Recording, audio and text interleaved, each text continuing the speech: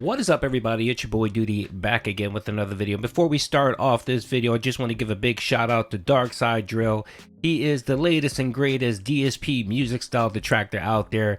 The boy is topping the charts with amazing hits like King of the Snort, Argentina, and of course Pig Flare. He got about 20 songs out there. They're all banging. Check him out. We're trying to get him over 1,000 subs. So if you could do your boy Duty a favor, go out, give him a sub, check out his videos.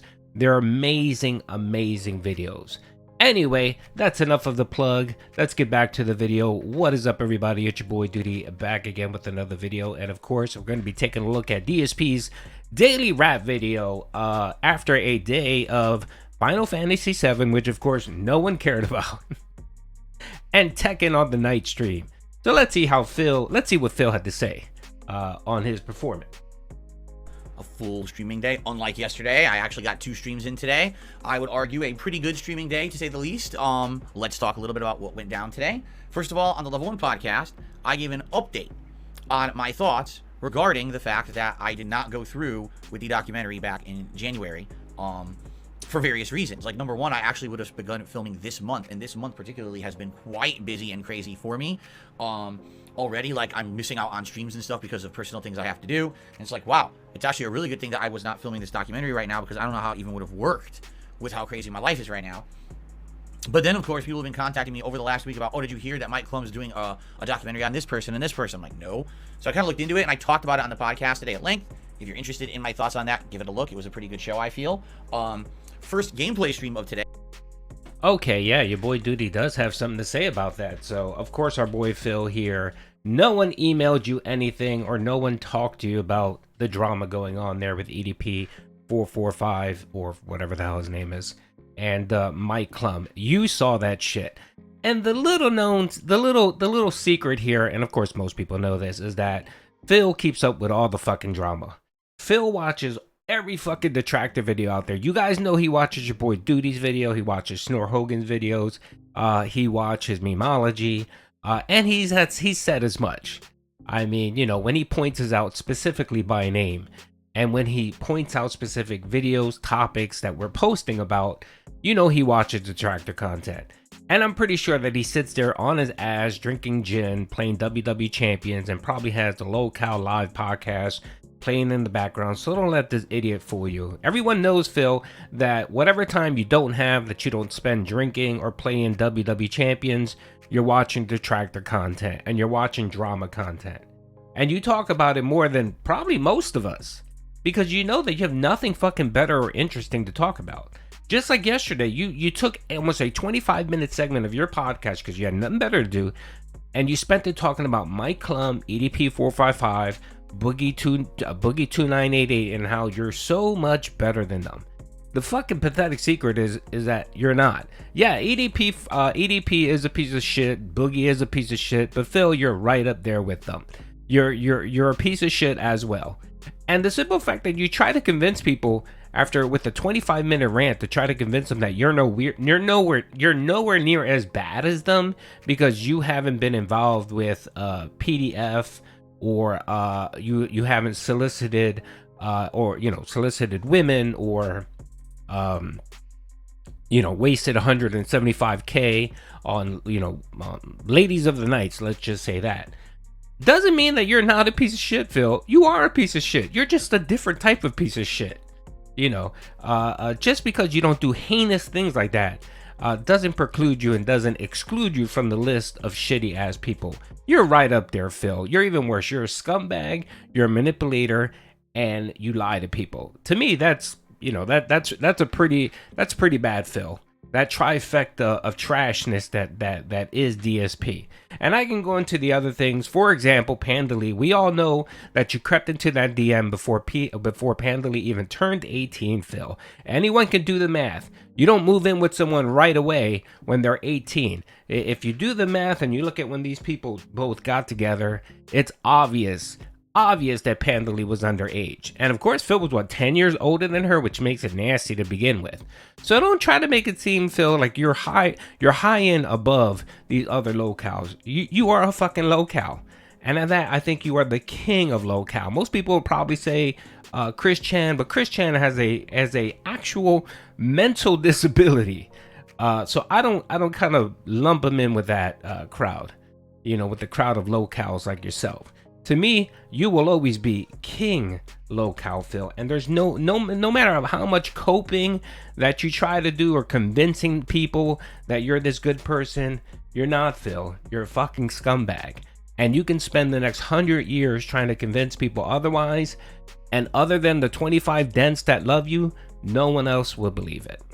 It was Final Fantasy VII Rebirth, the first in a few days. I'd actually given it a few days away to not oversaturate the channel with it and have variety, because you guys said you wanted variety. So today we went back and we did a major story segment where we had already finished the grasslands, so we headed into the marsh and we actually had a big fight against, I think it used to be called like the Nidhogg serpent or something, but now it's called like the Midgar Morzerer or something crazy like that. It's basically the giant serpent, and it's a lot different from the original Final Fantasy VII. So if you want to see how they handled it in this game, check it out. It was a little different. Then there was a big cave, Mithril Mines. That was its own dungeon that we did, which was cool because it actually splits the party up, so you have opportunity to play as 2 different groups during the course of that dungeon. And then you come out the other end, and now you're right outside of the town of Junin. Junin is that big naval port town where a lot of story elements happen in the original Final Fantasy VII, and it's another open world area. So you can explore. There's another summoned monster you can get here.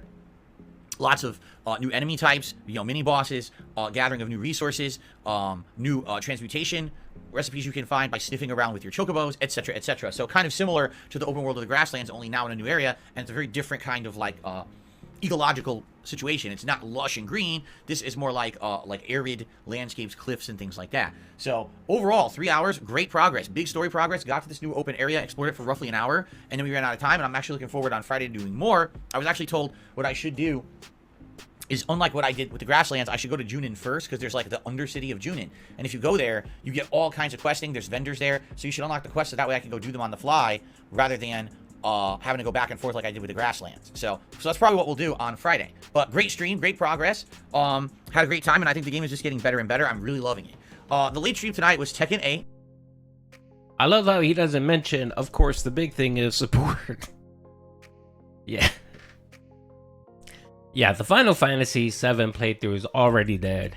He had this is the 4th or 5th time he streamed it. He had one good day of support, and that was, of course, after Wigmageddon and the begging that he begged the dents to come and throw cash his way because he was dying to wear a fucking wig, which is just pathetic within itself.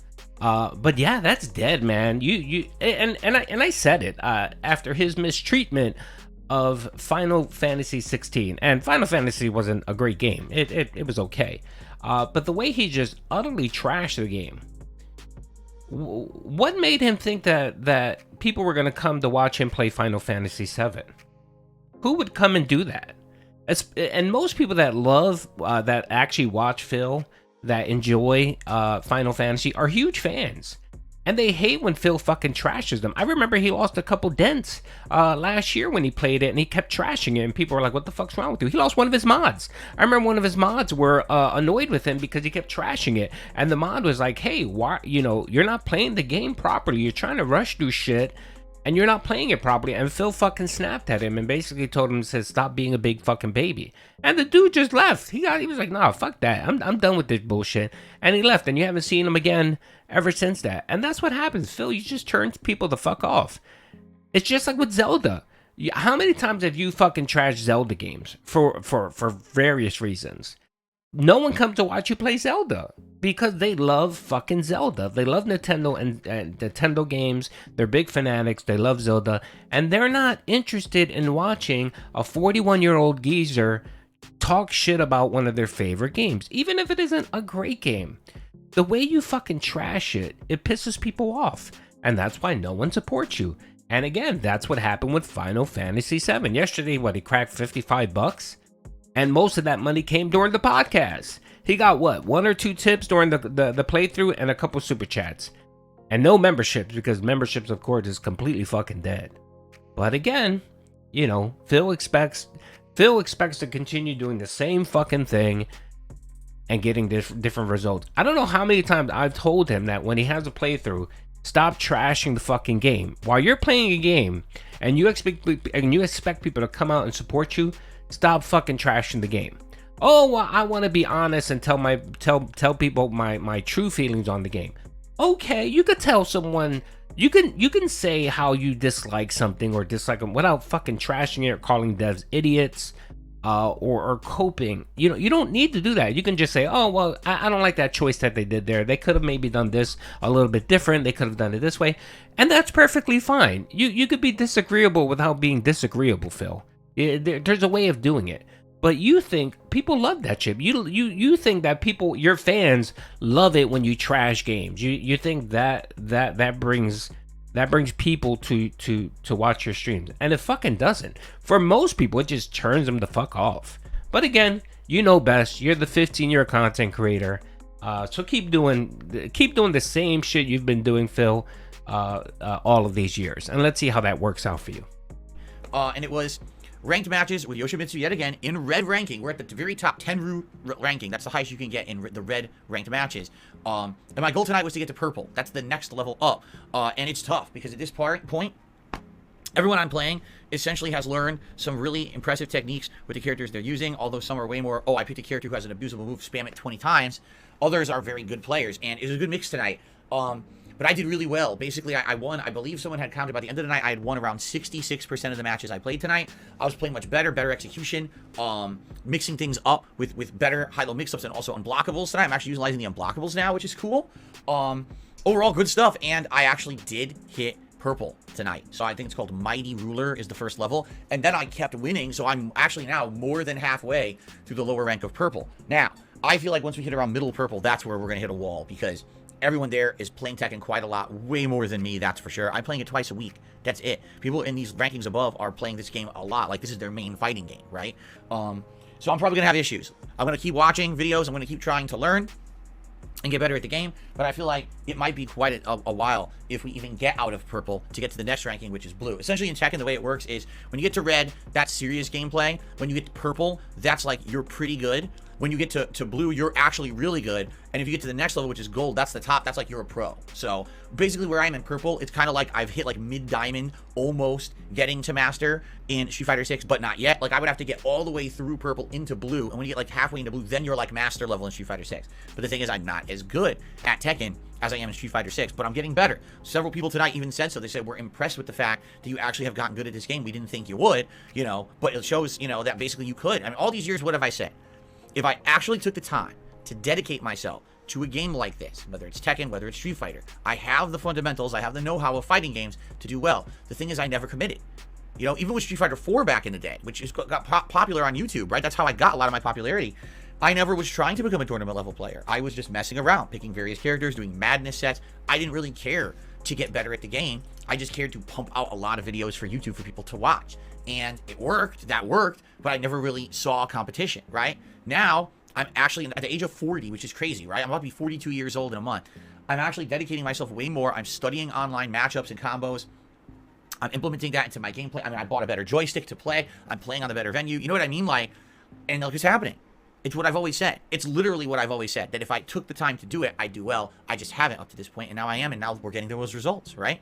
Of course, the problem is there's a lot of people who want to see me play Street Fighter 6 again, and I want to play Street Fighter 6 again eventually, but I can't play two major fighting games at the same time. It's not going to happen. I'll never be good at both. So, yeah, that's kind of the situation I'm in, is I only get to play Tekken twice a week. I got to focus on Tekken. I got to keep picking Yoshimitsu because look at the ranks he's at and see where we go from there. Okay, so anyway, great stuff tonight. And by the way, today, really solid support, all streams long. I really appreciate that, and I hope that you all enjoyed the gameplay, okay?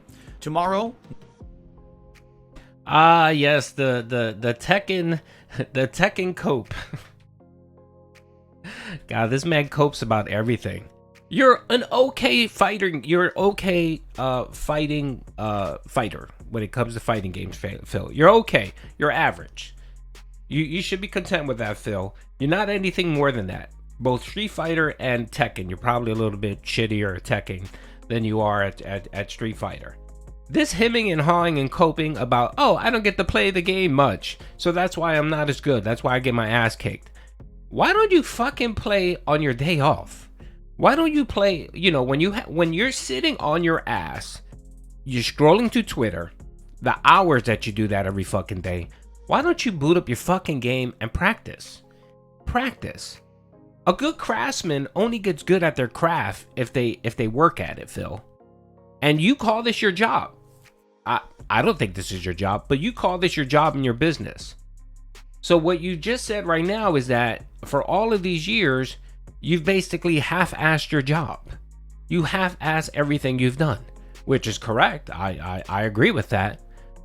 But don't sit here and fucking cope when people call you out for being a shitty gamer or an average gamer.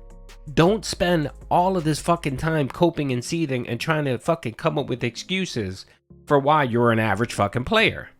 If you want to get good, put the time and the fucking effort into it. Maximilian, Maximilian, dude, do you think he doesn't play when he's not streaming? No, he probably spends a couple hours a day practicing, getting good, learning new techniques, getting good. He streams other games. He doesn't just stream Tekken and Street Fighter, right? But again, we're talking about Maximilian, dude, someone who prides himself in actually providing good streams and being a good player. And then we have Phil here who just cares about money. And that's the reason why Phil would never put any true effort into learning something and being good at something. For him, being average is perfectly fine as long as he continues receiving the money and the support. The only time it becomes a problem is when that money and support doesn't come in. And that's when he has to come in and try to come up with these excuses for why he's not that good. And it's pretty sad and fucking pathetic, Phil.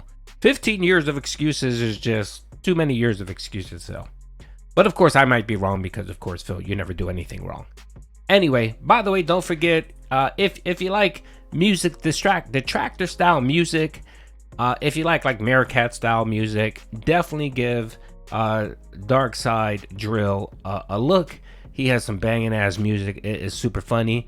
Just a heads up, if you do stream, if you're one of these content creators that actually stream, if you want to play his music, I think it's perfectly fine, but just be careful. You do get copy claimed because a lot of his music is sampled from regular artists. But again, if you just want to rock out to some amazing detractor tunes, give him a like, give him a sub, give him a like, check out his videos. I think you'll definitely enjoy it. So anyway, hope you guys enjoyed it. Peace out.